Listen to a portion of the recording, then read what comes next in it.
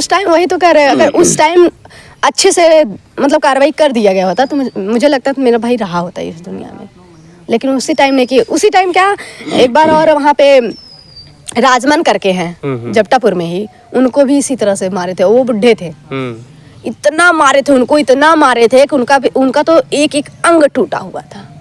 एक मतलब मेरे भाई का, पापा का तो ऐसे पैर था कि एक जगह से टूटा था, उनका तो 3-4 जगह से टूटा था।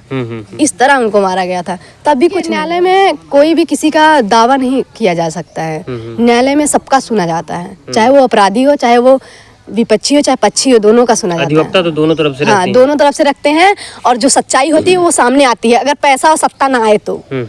लेकिन पैसा सत्ता आ जाता है तो उसमें सच्चाई डूब जाती है, और जो बुराई होती है वो यही सब देखा है। और मुझे जो समझ में आया है, मुझे लगता है सबसे ज़्यादा गलती थाने वालों को होती है। और जस्ट अगर उसमें कोई हत्या करता है, उसमें कुछ अच्छे पहुँच वाले लोग होते हैं तो ऊपर वाला कह देगा कि उसके ऊपर कुछ होना नहीं चाहिए, बस तो उसका मन बढ़ता है। नीचे वालों का जो अपराध करते हैं उनका मन बढ़ता है, अगला अपराध करते हैं। फिर बस ये सब पे ध्यान अगर चला जाए तब तो सब कुछ सही है। नमस्कार दोस्तों, इस वक्त मेरी मौजूदगी जनपद जौनपुर में है, और जैसा कि आप सभी जानते हैं कि आज़ाद बिंद हत्याकांड एक बड़ा ही चर्चित मामला था, जो पिछले 3 महीने से ये मुद्दा चल रहा है।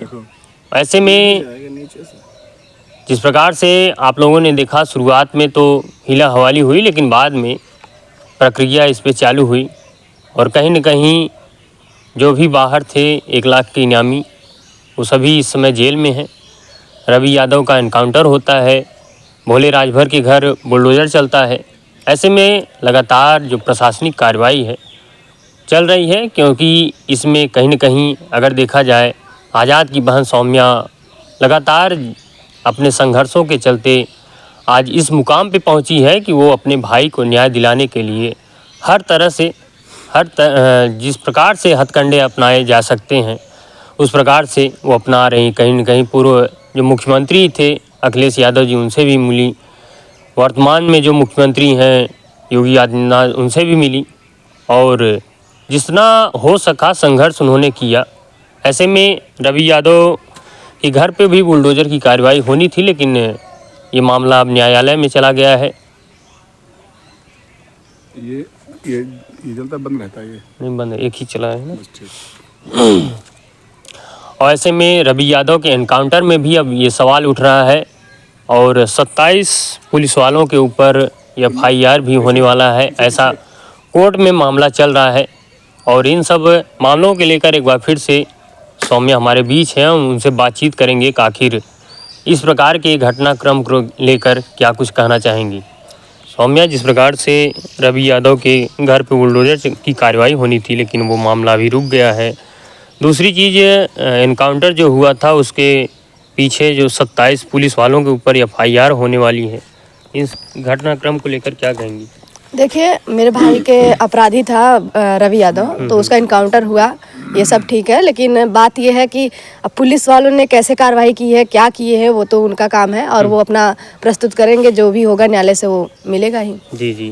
तो अभी जो बुलडोज़र की कार्रवाई उनके घर पे होनी थी वो भी रुक गया है, तो आगे का देखा जाएगा, क्योंकि उनका सरकारी ज़मीन में होगा तो न्यायालय के हिसाब से तो कार्रवाई होगी ही। जी जी। नहीं होगा तो नहीं होगा, उसमें कोई वो नहीं है। लेकिन जब मेरे भाई का अपराधी था वो तो मारा गया, बात ही खत्म है वहाँ पे। मुझे तो बस यही चाहिए था कि भाई मेरे भाई के जैसे मेरे भाई को जैसे मारे हैं वैसे मरने चाहिए, क्योंकि ये नीति चली आई थी और हम वही सोच रहे थे, लेकिन नहीं हुआ। न्यायालय से बाकी सबका कर रहे हैं तो ऐसे ही उसका भी न्यायालय से होता, लेकिन जब अपराधी का हुआ ही है तो मैं तो चाहती हूँ कि अब जब हो गया है तो उसमें क्या ही हिला हवाली हो। अब हो गया, वो इंसान है ही नहीं, तो घर वालों को परेशान करने का कोई रीज़न ही नहीं बनता है। जी जी।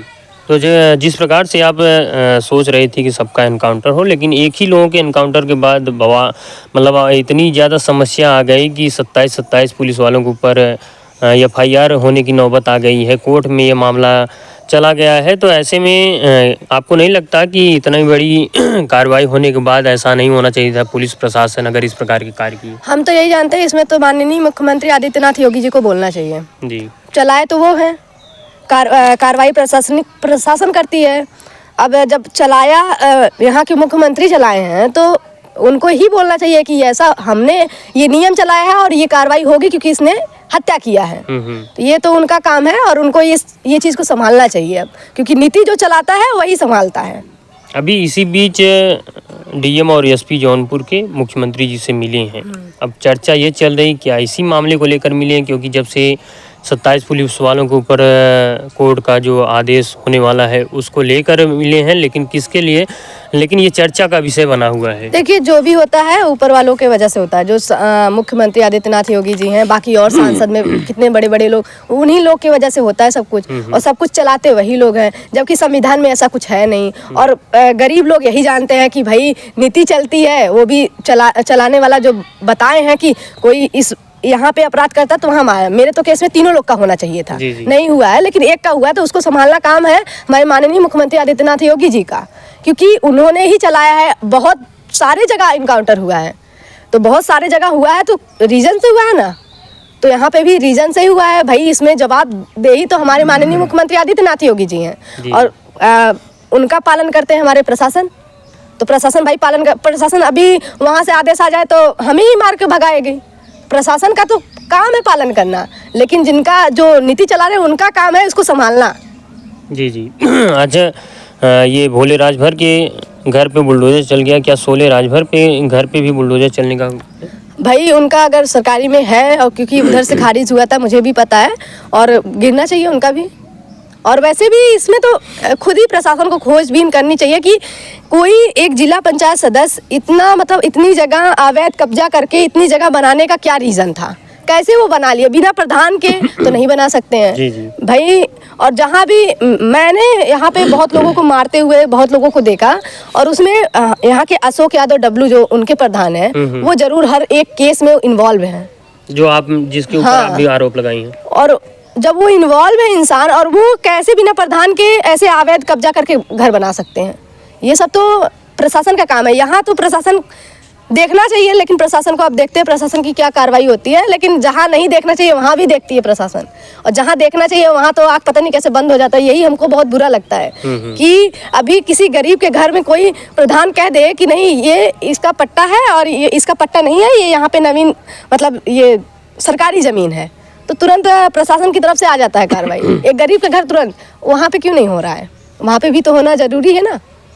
जैसा कि आपने एक मामला देखा होगा बरई पार के पास, 22 घरों के ऊपर बुलडोजर की कार्रवाई आदेश आ गया है खाली करने के लिए हाई कोर्ट से। कहीं न कहीं इसमें भी प्रधान की संलिप्तता होगी। जरूर होगी, बिना प्रधान के बताए कोई नहीं जानता है कि यहाँ पे ये सरकारी ज़मीन है। तो जब प्रधान बताते हैं तभी इंसान जानते हैं, और उसमें अब पहुंचाता कौन है? प्रधान ही तो पहुंचाते हैं। अब अगर प्रधान का कुछ अनबन होता है, भाई आपको वोट दे के सब लोग जिताते हैं, तो आप लोग का ये फर्ज होता है कि हम अपने यहाँ पे मतलब कोई गरीब है तो उसको अगर सरकारी ज़मीन है तो उसको पट्टा प्रधान करवा सकता है, चाहे तो प्रधान उनका छत बचा सकता है। जी। लेकिन वो खुद नहीं बचाना चाहते हैं, तो ऐसे प्रधान का रहने का ही क्या फ़ायदा है भाई? इसमें देखिए भ्रष्टाचार हमारे ही लोग करते हैं। अब प्रधान को हम ही लोग वोट देते हैं, वो हम ही लोग को मारते हैं। और कोई भी कहीं भी देखेंगे यही सब होता है, कभी ऊपर से जो आता है नीचे वाले ही खा जाते हैं, तो गरीब को मिलता क्या है? कुछ नहीं मिलता है। जिस प्रकार से आपने भी उस मामले को जाना होगा जो 22 घरों पर बुलडोजर की कार्रवाई होनी है, उसमें क्या मतलब कुछ जाना और क्या लगता है? मैं जैसे मेरी बात हुई, उनका कहना है कि मैंने घर इधर बनवा लिए हैं, लेकिन हम लोग अपना ज़मीन दे रहे हैं, अगर पंचायत बनाना है तो आप उधर बनवा लीजिए, मेरा घर छोड़ दीजिए। भाई सही बात है, कोई गरीब अगर घर बनवाता है, किसी की हिम्मत नहीं होती दोबारा घर उतना खड़ा कर पाए, तो जब वो ज़मीन दे रहे हैं आपको पंचायत बनाना ही है तो बनवा लीजिए ना। वहाँ पर भी तो कहीं भी बने, पंचायत से मतलब है आपको। जब ज़मीन दिया जा रहा है तो बनवा लीजिए आप। क्या ज़रूरत है किसी गरीब को इतना परेशान करना? उनका कितना मतलब एक 22 घर गिर रहे हैं, 22 घर में कितने फैमिली हैं उनके, कितने बच्चे होंगे, सब परेशान होंगे ना। तो वो चीज़ देखना चाहिए। यहाँ पे ही तो इंसानियत देखनी चाहिए, और जहाँ पे इंसानियत नहीं देखनी चाहिए वहाँ पे सब इंसानियत दिखाते हैं। प्रदीप बिंद वाले मामले में क्या चल रहा है, क्योंकि उनके भी घर पे बुलडोजर की कार्रवाई को लेकर क्या कुछ है?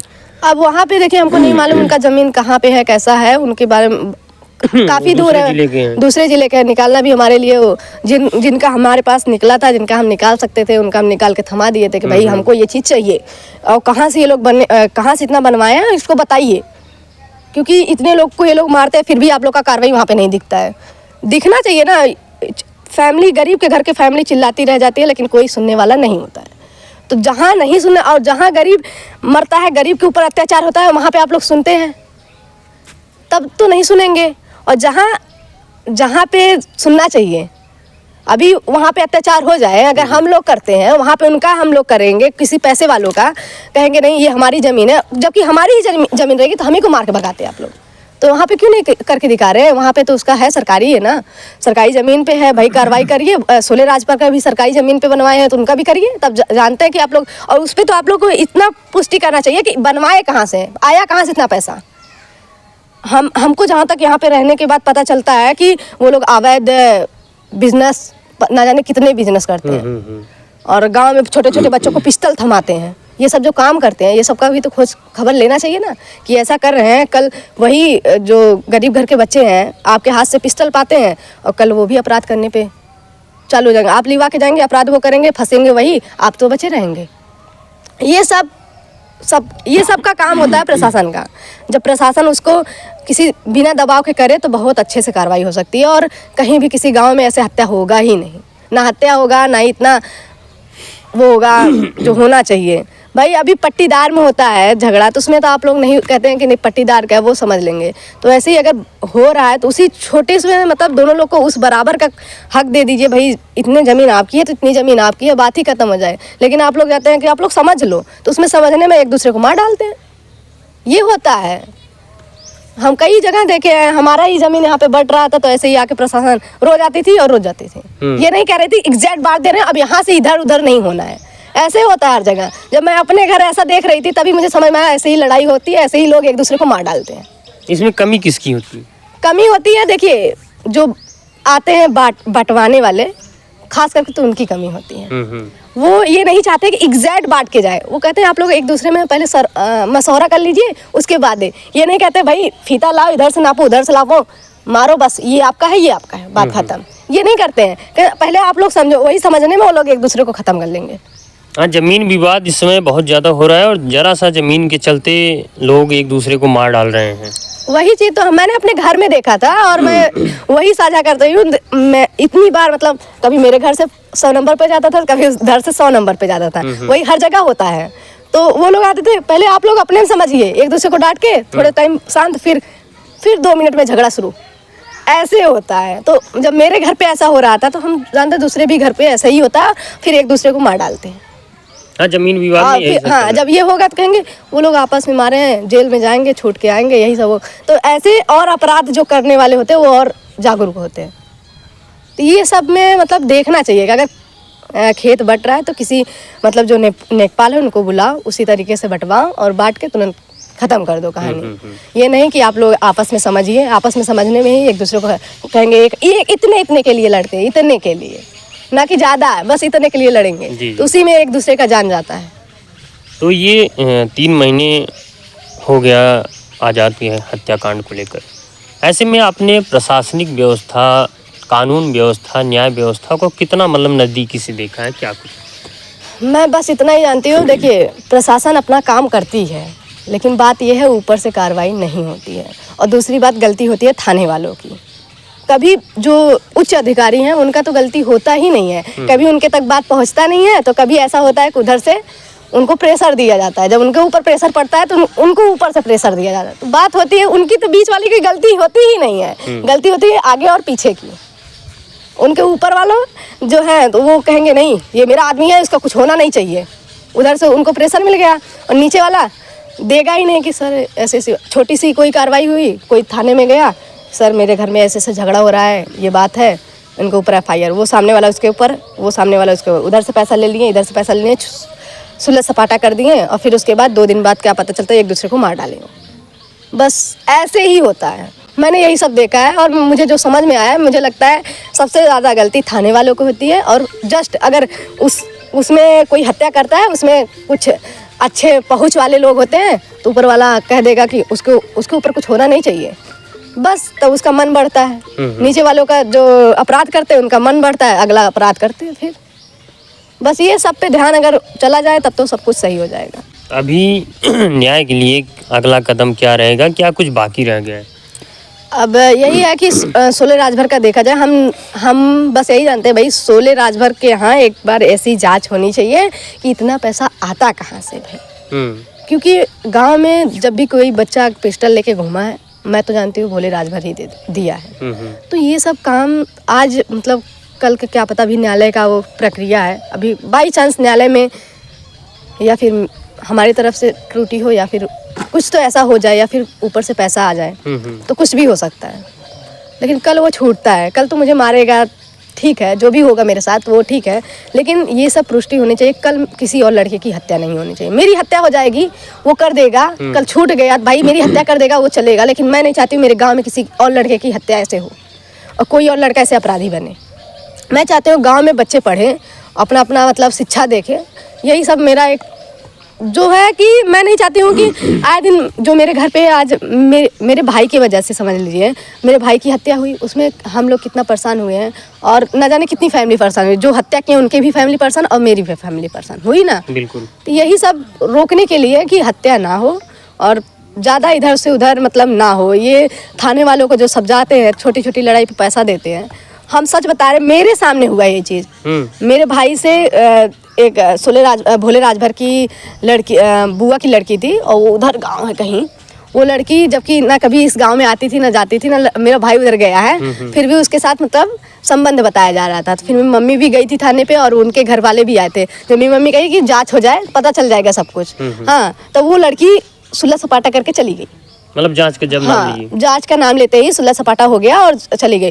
वही लोग कहे थाने वाले, मेरी मम्मी से 10,000 रुपया लिए थे, उधर से भी लिए थे, सोचिए दोनों तरफ से। तो मैंने वहाँ पे भी सीख लिया और मैं थी नहीं, मतलब मैं वहाँ पे थी, मम्मी बताई मुझसे 10,000 लिए हैं, हमको लगता है उसको भी कोने में ले जाके कुछ लिए हैं।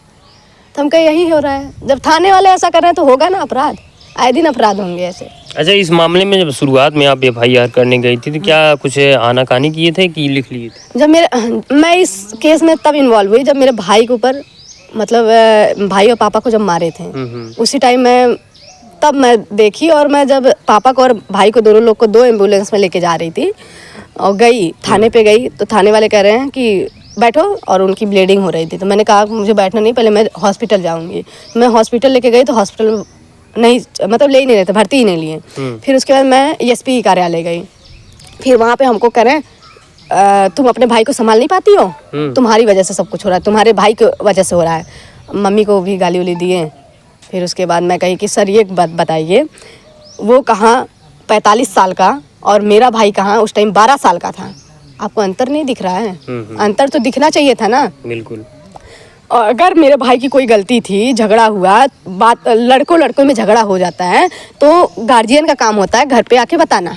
घर पे गार्जियन का काम होता है लड़कों को मारना। भाई या तो मारे या तो समझाए या तो जो भी करना हो, एक पहला कदम यही होता है कि पहले गार्जियन से मिला जाए, गार्जियन को कहा जाए। ऐसा नहीं होता कि पहले गार्जियन को भी पीटा जाए और उसके बच्चों को भी पीटा जाए।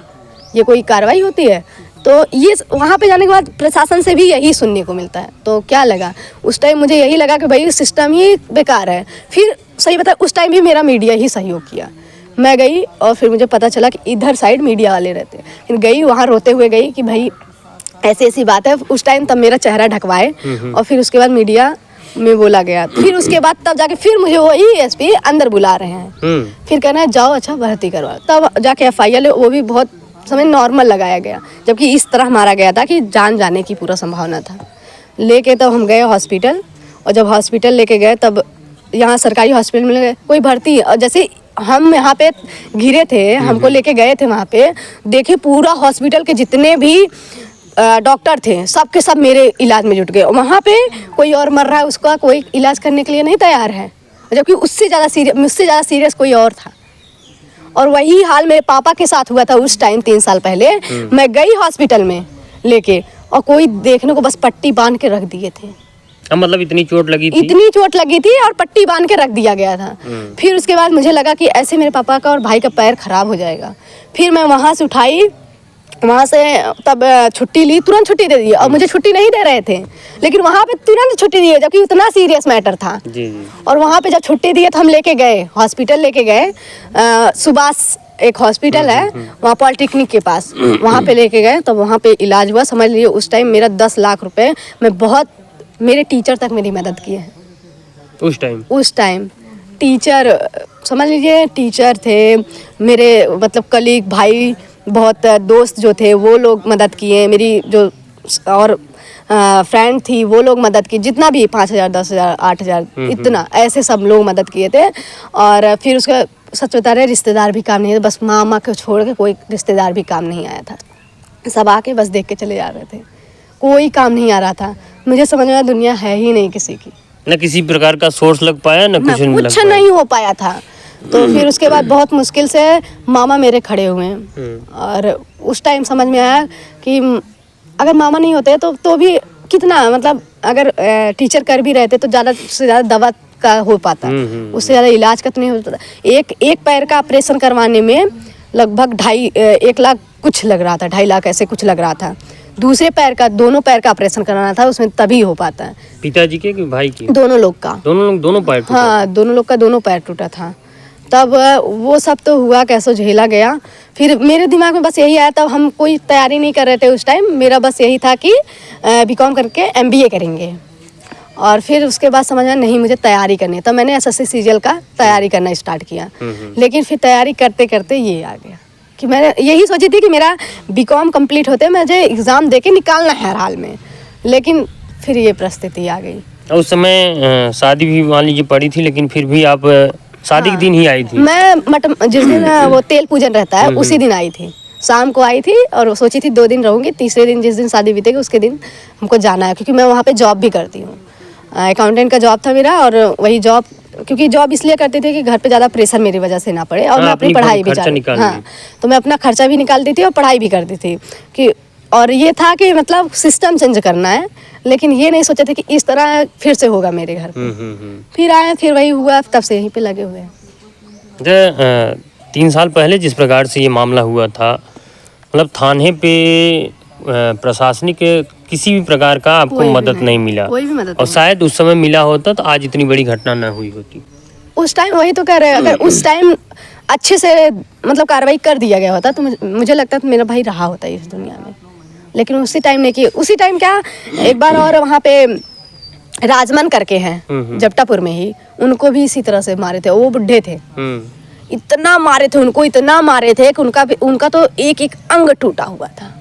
एक मतलब मेरे भाई का, पापा का तो ऐसे पैर था कि एक जगह से टूटा था, उनका तो 3-4 जगह से टूटा था। इस तरह उनको मारा गया था, तब भी कुछ नहीं हुआ उनके खिलाफ। और फिर ऐसे ही एक लड़के को जो है प्रजापति थे, उस लड़के को तो ऐसे मतलब उसका पैर ऐसे फाड़ दिया गया, उसका हाथ को ऐंठ दिया गया था, उसके में भी कुछ नहीं हुआ था। मैं ऐसे 2-4 ऐसे ही घटना, और एक लोग को मारे थे वो लोग ऐसे, गाड़ी मतलब कि रोटावेटर था वो जा रहा था, फिर उसको भी इसी तरह से मारे थे। ऐसे 4-5 घटना मैं जानती हूँ। एक बार यहाँ पे भी मारे थे, जो पेट्रोल पंप है उधर मारे थे। इतनी जगह वो लोग मतलब, और बाकी जगह भाई हम नहीं इतना जान पाएंगे, लेकिन बहुत जगह ये लोग ऐसे ऐसे हत्या किए हैं, मर्डर भी करके। वहाँ से नोएडा से आ गए ये लोग मर्डर करके, फिर भी ये लोग के ऊपर कोई FIR, कोई ऐसा FIR होता है वो तो रद्द हो जाता है, बात ही खत्म हो जाएगी। मतलब तब भी 16 मुकदमे किसी पे ऊपर चलना ये मामूली बात नहीं थी, लेकिन फिर भी कुछ कार्रवाई ढंग का नहीं किया गया। 302 का भी गैंगस्टर लग के उसको हटा भी दिया गया, मतलब सब कुछ हो गया, लेकिन कार्रवाई किस लिए नहीं? क्योंकि उसके पास पैसा था, सत्ता था, सब कुछ था। सत्ता क्या था, सत्ता तो बाद में ये लोग लिए, पैसा था इसके कारण। और जो गरीब है वो तो मर रहा है, उसका कोई दुख दर्द पूछने थोड़ी गया है। अभी हम इतना मतलब, अगर हमारा आप लोग इतना सहयोग नहीं करते, हम भी तो यहाँ पे चिल्लाते ही रह जाते, कुछ होता। हाँ, क्योंकि शुरुआती दौर में आपको भी ऐसा लगा होगा कि जब इसके पहले हमें नहीं कुछ न्याय मिल पाया, तो इस मामले में क्या न्याय मिल पाएगा, वही लगा था। बस तब यही दिमाग में मेरे आया कि मैं बॉडी नहीं उठने दूंगी, क्योंकि मैंने बहुत सारे मतलब मामले को देखे थे, और मैंने यही सोचा था कि मैं बॉडी नहीं उठने दूंगी। अब चाहे जो भी होगा, जब तक मुझे इंसाफ नहीं मिलेगा, जब तक वो मरेंगे नहीं, यही ठान के बैठी थी। लेकिन किसी मतलब कि धनंजय सर का बात मान के मैंने उठाया, लेकिन जो भी हुआ, चलिए जो होता है वो सही होता है। सब कुछ अपने रास्ते पे है, हमारा काम अपने रास्ते पे है, लेकिन देर ही सही, कुछ तो धीमे धीमे चल रहा है। बस यही सोच रहे हैं कि कहीं न्यायालय में पैसा और सत्ता ना आ जाए। डर बस एक चीज़ का है मुझे, और किसी चीज़ का है ही नहीं, क्योंकि मेरे पास है प्रूफ कि मेरे भाई को लोग मारे हैं। बात यह है कि वहाँ पे अगर पैसा और सत्ता आ गया तब तो मैं कुछ नहीं कर, मैं चिल्लाती रह जाऊँगी, नहीं होने वाला है। हाँ, क्योंकि अगर हर उन लोगों केस को में बेल मिल जाता है। हर केस में यही होता है ना, बेल तो मिलती ही मिलती है। तो अगर ऐसे अपराधियों को ऐसे बेल मिल गया तब तो हम कुछ हो ही नहीं पाएगा। क्योंकि ऐसे मामले में ये होता है कि मुख्य जो आरोपी है उसी के ऊपर कार्रवाई होती है, बाकी लोगों को छोड़ दिया जाता है। हाँ, और जबकि इतने सारे अपराध किए हैं, छोड़ने का कोई रीजन नहीं बनता है कि छोड़ दिया जाए उनको। अब देखते हैं क्या है। न्यायालय बस जानते हैं, न्यायालय का एक जो नियम बना है, मैं अभी संविधान पढ़ना धीरे धीरे स्टार्ट की हूँ और मुझे लगता है जो इसका नियम बना है बहुत अच्छा नियम है। अगर उसको यूज़ किया जाए और उसी तरीके से यूज़ किया जाए तो बहुत अच्छे से हर पीड़ित परिवार को न्याय मिले, हर मतलब सबको न्याय मिलेगा उसमें। जी, जी। लेकिन बस ये है इसका मिसयूज होने लगा है हर जगह। अगर मिसयूज नहीं होता ना तो न्यायालय ही सबसे बढ़िया है। क्या चीज़ मतलब आपने देखा कि लोग अपने न्याय के लिए लड़ाई लड़ सके? देखिए, न्यायालय में कोई भी किसी का दावा नहीं किया जा सकता है। न्यायालय में सबका सुना जाता है, चाहे वो अपराधी हो, चाहे वो विपक्षी हो, चाहे पक्षी हो, दोनों का सुना जाता है। अधिवक्ता तो दोनों तरफ से हाँ, रहते हैं। दोनों तरफ से रखते हैं और जो सच्चाई होती है वो सामने आती है, अगर पैसा और सत्ता ना आए तो। लेकिन पैसा सत्ता आ जाता है तो उसमें सच्चाई डूब जाती है और जो बुराई होती है वो आगे चली जाती है। कहीं न कहीं पैसे के चलते गरीब लोगों को न्याय भी नहीं मिल पाता, ऐसा भी होता है। यही होता ही है, पैसा और अगर थोड़ा सा पाहुच रहे कहीं बड़े लोगों से, जैसे कि मंत्री, विधायक, ऐसे लोगों से अगर पाहुच रहे तो भी कार्रवाई आपका हो सकता है। लेकिन मेन पॉइंट है पैसा और वही एक पाहुच। अगर कानून की भी व्यवस्था में इस प्रकार का मामला आता है तो क्या आपको नहीं लगता कि सिस्टम इस प्रकार से है कि गरीबों को न्याय नहीं मिल क्या करेंगे जब देखिए, जब ऊपर वालों का जब कानून ही सुन रहा है कि कानून बिना ऊपर वालों का सुने नहीं होता है तो कानून के ऊपर भी दबाव रहता है। बात यही तो आके अटकती है। अगर वही पैसा और सत्ता ना रहे, उनके पास इतना पावर ना रहे कि वो डीएम को कह सकें, तब तो डीएम आराम से एक हमें लगता है वो न्यायालय के हिसाब से इंसाफ देंगे। लेकिन बात ये आ जाती है उनके ऊपर भी प्रेशर तो आता है ना, सबके ऊपर प्रेशर आ जाता है। जब प्रेशर आता है तो इंसान गरीब का थोड़ी सुनेगा, कहेगा भाई उसका सुनको, दिमाग से प्रेशर हटाओ, ये आ जाता है। बड़े बड़े अधिकारी भी कोर्ट के शरण में चले जाते हैं जब कोर्ट घसीटती है, उनको भी डर रहता है। लेकिन कहीं न कहीं आप इसमें देखे होंगे कि जब भी, मुझे जहाँ तक लगता है, अभी किसी भी विधायक या तो मंत्री का आता है तो वो कहाँ जाता है, कोर्ट में जाता है, क्योंकि उसके पास पैसा होता है। और हम लोग क्या करते हैं, हमारे माननीय मुख्यमंत्री आदित्यनाथ योगी जी का जो नीति चला है उसको एकदम इजी समझते हैं कि ये इससे हो जाए भाई, पैसा नहीं लगेगा, कहीं नहीं जाना पड़ेगा। यही चीज़ है, क्योंकि हमारे पास पैसा नहीं है, हमारे पास सत्ता नहीं है। जी जी। हाँ। तो दोस्तों, इस प्रकार से ये पूरा मामला था और कहीं न कहीं सौम्या का जो संघर्ष था वो रंग लाया और सौम्या ने हार नहीं माने। ये 3 महीने हो गया समय और 3 महीने में जिस प्रकार से न्याय की जो उम्मीद थी वो मिली और आगे भी प्रयास है कि मिलता रहेगा। फिलहाल आगे क्या कुछ होता है मैं ज़रूर आपको जानकारी दूंगा। बने रहे हमारे साथ। जय हिंद, जय भारत।